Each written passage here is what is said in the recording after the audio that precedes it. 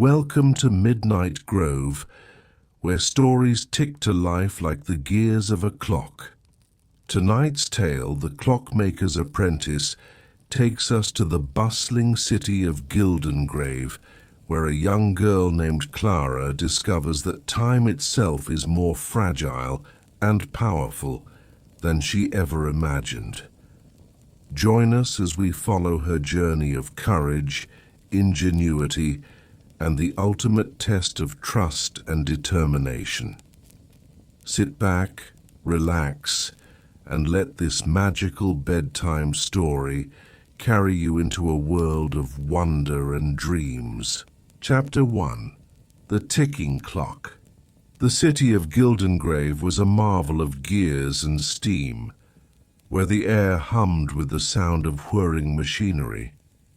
Towering spires of bronze and steel reached into the sky, their facades adorned with intricate clock faces that gleamed in the sunlight. The streets below were alive with the chatter of merchants, the clang of hammers in smithies, and the hiss of steam-powered carriages as they rattled over cobblestone roads. For Clara, the city was both wondrous and daunting. At 12 years old, she had spent her entire life in the orphanage on the city's outskirts, a place where time moved slowly and dreams often felt out of reach. But Clara was different from the other children. While they played games or tended to chores, she spent her time tinkering with scraps of metal and broken clock parts she scavenged from the streets. Her talent for fixing things didn't go unnoticed. "You've got a knack for machines, Clara," said Mr. Withers, the orphanage caretaker, one evening as he watched her repair a broken pocket watch. "If you ever leave this place, you'd make a fine apprentice for someone in the city." Clara didn't dare admit how often she dreamed of leaving. She longed to walk the bustling streets of Gildengrave, to explore its workshops, and see the great clock tower in the city square. But the orphanage was all she knew, and opportunities for girls like her were few and far between. That all changed on the morning the clockmaker arrived. The mysterious visitor. It was a foggy autumn morning, the kind that made the world feel small and hushed. Clara was in the courtyard, tightening the loose hinges on the orphanage gate, when a figure emerged from the mist. He was an older man, tall and lean, with sharp features partially hidden beneath a wide-brimmed hat. His coat was long and dark, and a satchel hung at his side, its edges bulging with tools and strange clockwork trinkets. "Good morning," he said, his voice low and measured. "I'm looking for someone named Clara." Clara straightened, her heart skipping a beat. "That's me," she said cautiously. The man studied her for a moment, his piercing grey eyes scanning her face. "I hear you have a talent for fixing things." Clara hesitated, unsure how to respond. I suppose I do," she said finally. "Good," the man said, nodding once. "I'm Mr. Edran. I'm a clockmaker, and I've come to offer you an apprenticeship."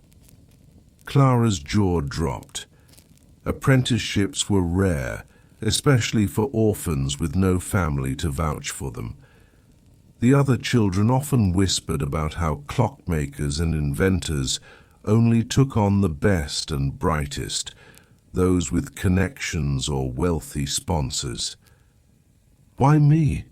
Clara asked, her voice filled with disbelief. Mr. Edran smiled faintly. "Because talent should not go to waste no matter where it's found, and because I believe you'll be exactly what I need." A new life. By sunset, Clara was packing her meager belongings, a set of tools she had pieced together over the years, a well-worn notebook filled with sketches of inventions, and the pocket watch she had repaired dozens of times. The other children watched her with a mix of envy and awe. "Don't forget us when you're famous," called one of the younger boys.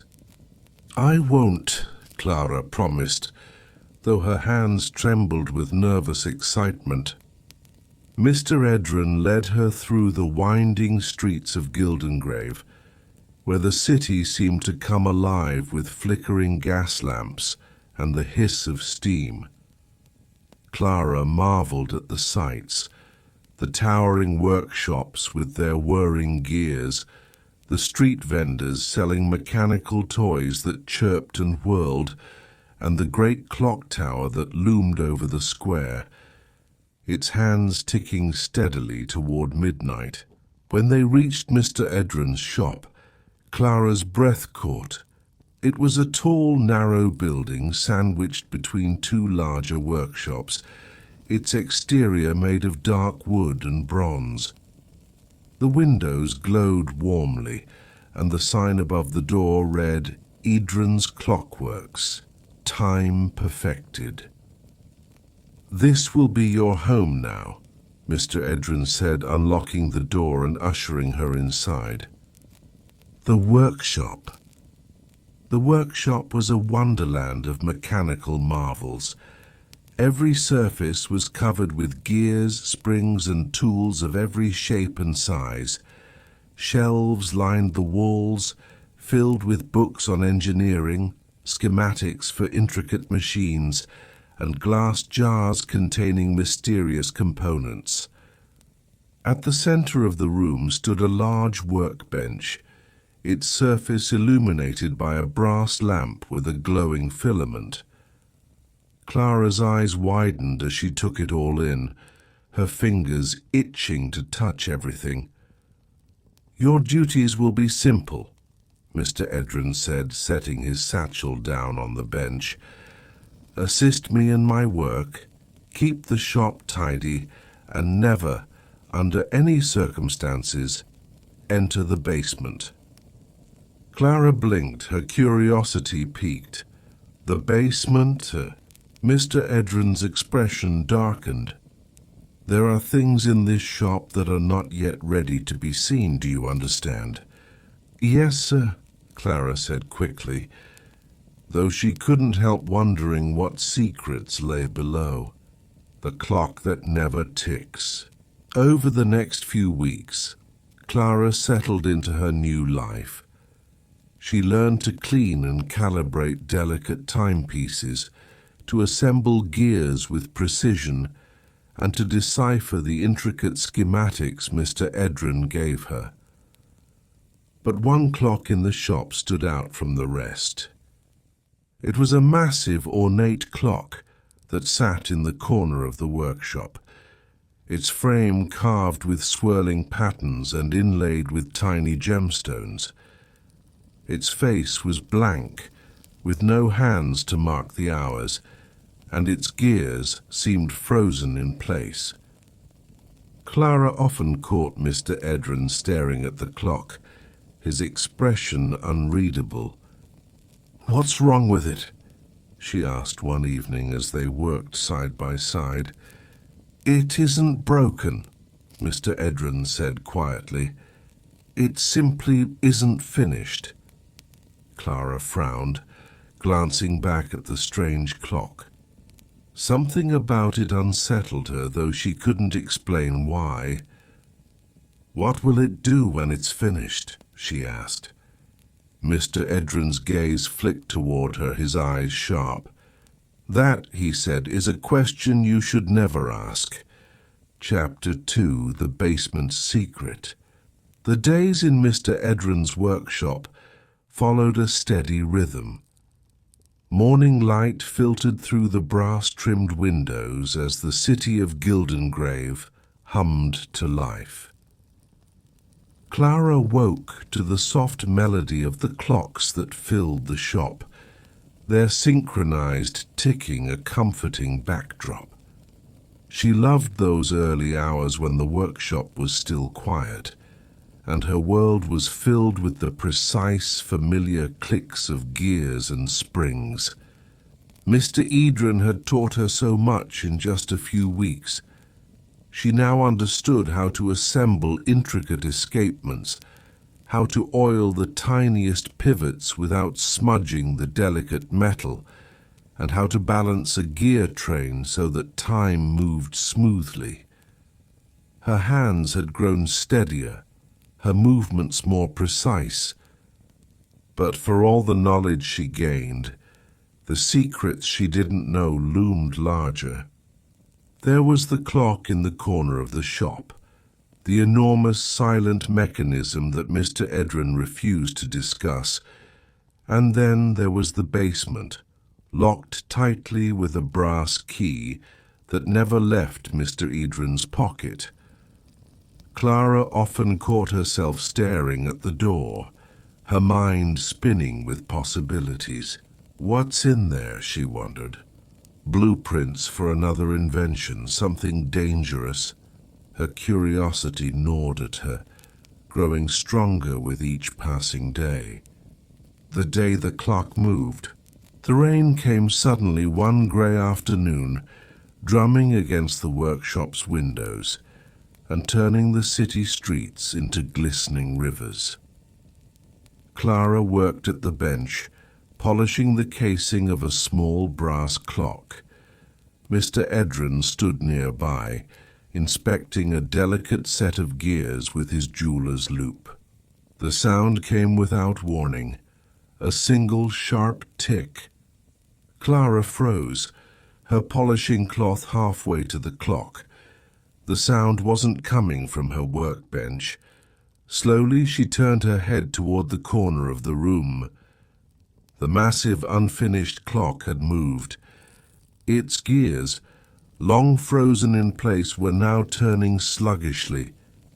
A faint ticking echoed through the workshop, irregular and uneven, as though the clock were trying to wake from a long sleep. "Mr. Edran," Clara whispered, her voice tight with alarm. He looked up sharply, his expression darkening as he followed her gaze. Without a word, he crossed the room and placed his hands on the clock's carved frame. "Stop," he murmured, as though speaking to a living thing. The ticking slowed, then stopped altogether. The gears ground to a halt, leaving the room eerily quiet. Clara stared at him, her heart pounding. What just happened? Mr. Edran sighed, rubbing his temples. "Nothing you need to worry about," he said, his voice flat. "Get back to your work." "But—" "I said, get back to work," he snapped, his tone harsher than she'd ever heard. Clara flinched but obeyed, her hands trembling as she picked up the clock casing. She didn't press him further, but her mind was racing. A forbidden glimpse. That night, Clara lay awake in her narrow bed, her thoughts spinning. The sound of the ticking clock echoed in her ears, refusing to fade. Something wasn't right. She could feel it in her bones. Finally, she couldn't take it any longer. Slipping out of bed, Clara padded softly into the workshop. The moonlight streaming through the windows cast long shadows across the room, making the clocks look like silent sentinels. She approached the corner where the massive clock stood, its frame looming dark and still. It didn't move, but Clara couldn't shake the feeling that it was watching her. Her gaze drifted to the basement door. The pull was irresistible. With trembling hands, Clara reached for the brass handle and turned it. To her surprise, the door creaked open. It wasn't locked. The air beyond was cool and heavy, carrying the faint smell of oil and old paper.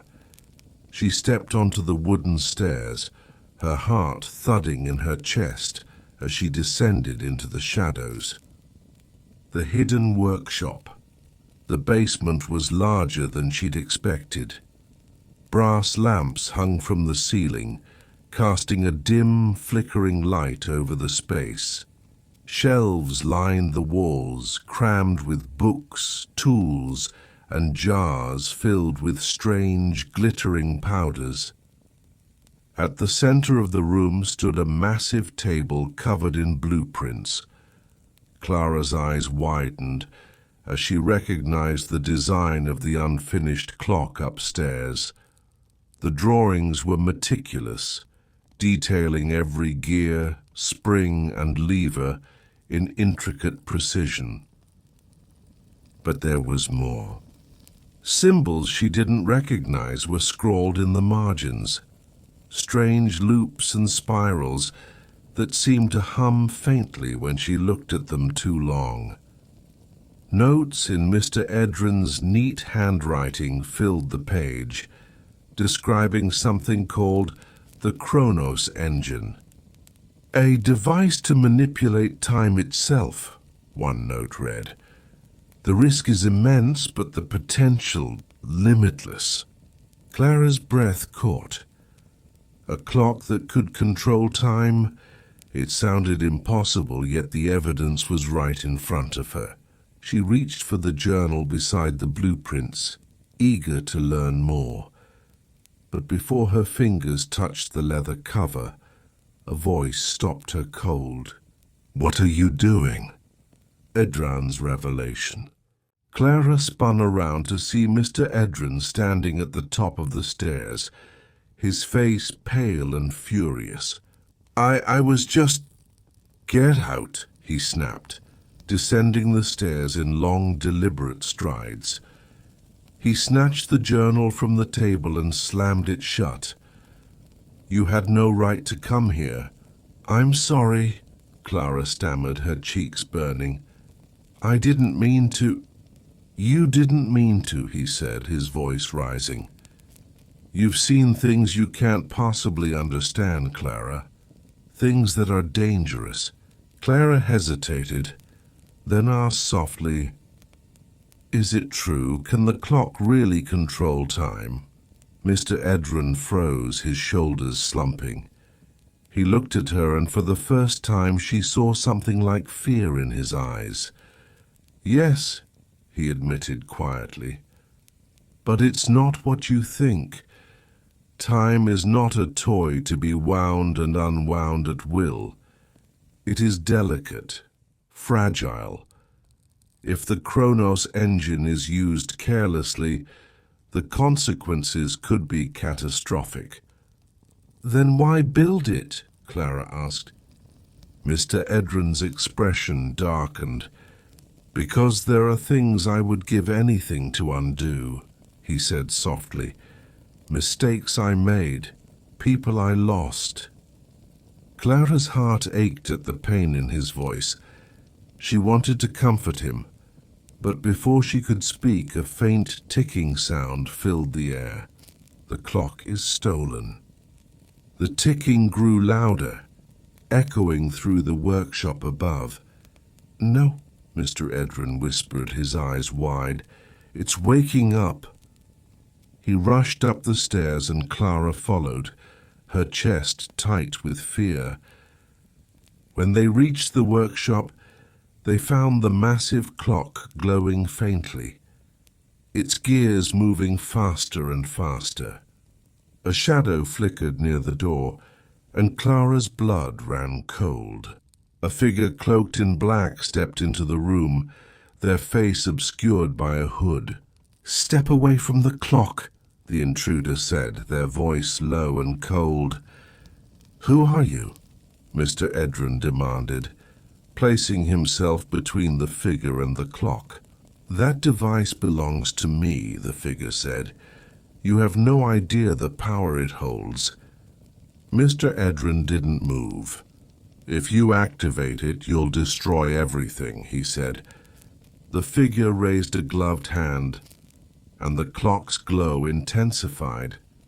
The air seemed to ripple, bending and twisting as the ticking grew deafening. "Clara, run!" Mr. Edran shouted. But before she could move, the light flared and the figure vanished, taking the unfinished clock with them. Chapter 3, Turning Back Time. The workshop was eerily quiet after the figure disappeared, leaving nothing behind but faint trails of glowing light. The unfinished clock was gone, its corner of the room now empty, except for a faint, acrid smell. Clara's heart pounded as she turned to Mr. Edran, who was still staring at the empty space where the clock had been. "What just happened?" she asked, her voice trembling. Mr. Edran didn't answer immediately. When he finally spoke, his voice was heavy. "The Kronos Engine has been activated. If they use it, the balance of time itself could be shattered." Clara's mind raced. But who were they? Why did they take it? "They are a shadow from my past," Mr. Edran said quietly, "and they have wanted this clock for a long time." Clara frowned. "If you knew they'd come for it, why build it in the first place?" Mr. Edran sighed, pinching the bridge of his nose. "Because I was arrogant. I thought I could control it, that I could fix the mistakes of my life without anyone else knowing. But I underestimated the danger." He met Clara's gaze, his expression grim. "And now they have it." Clara's stomach twisted with fear. "What do we do?" Mr. Edran turned toward the workbench, his hands trembling as he picked up a smaller device, a pocket watch with strange glowing runes etched into its casing.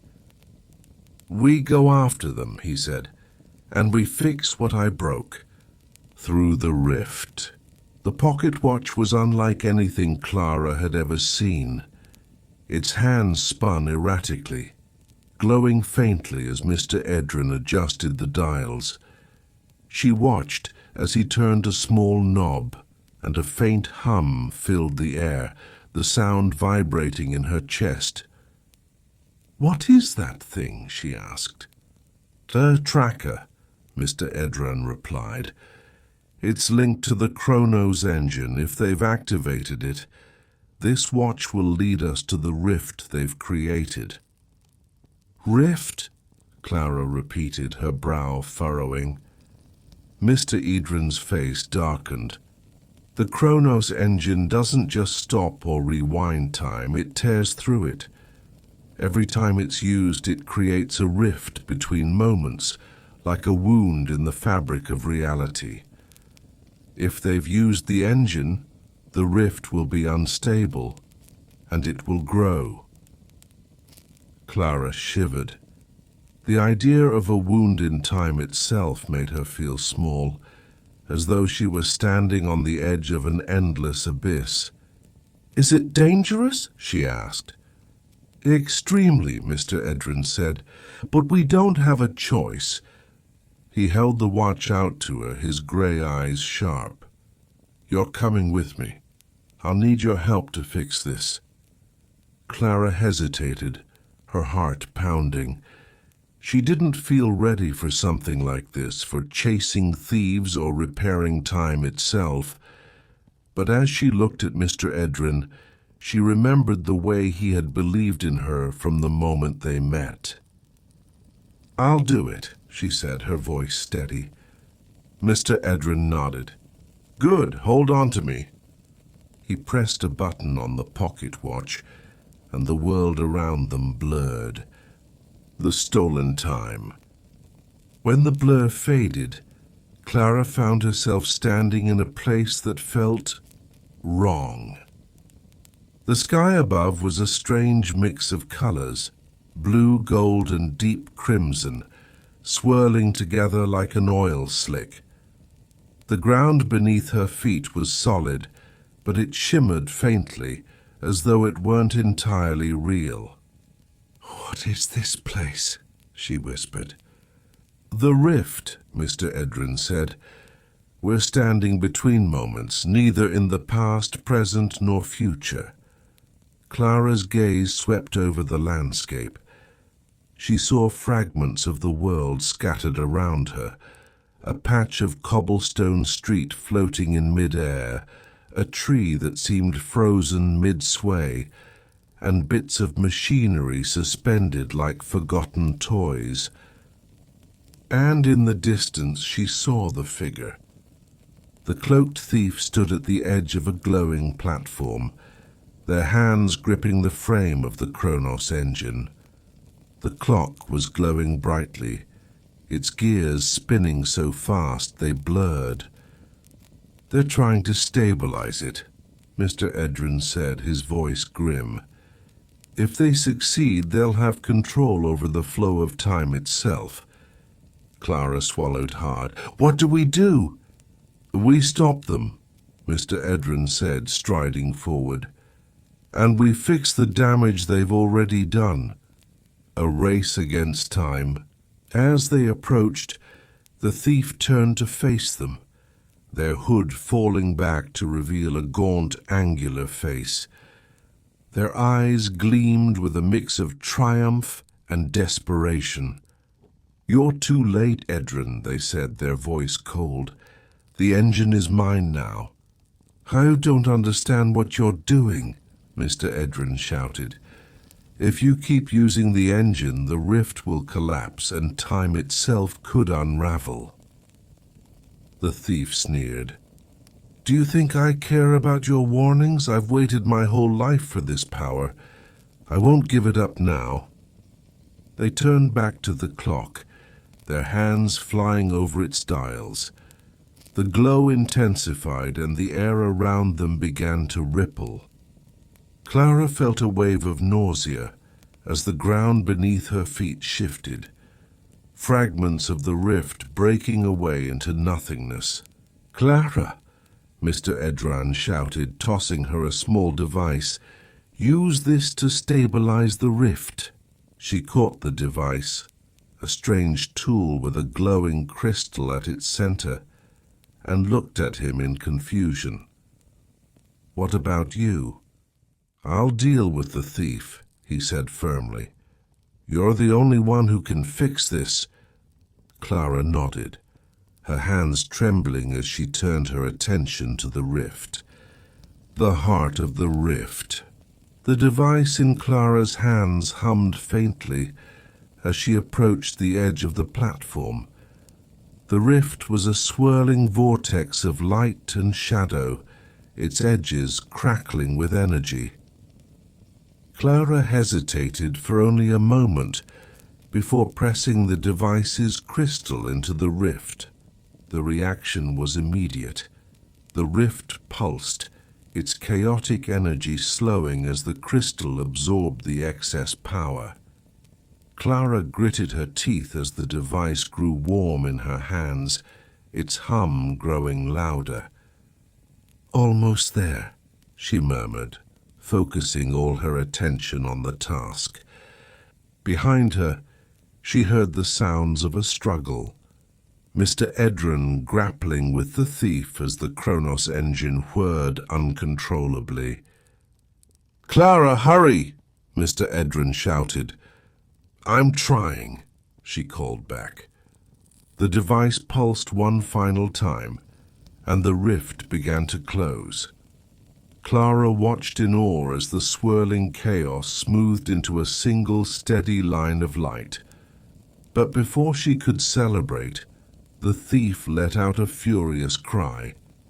"If I can't control the engine," they snarled, "then no one will."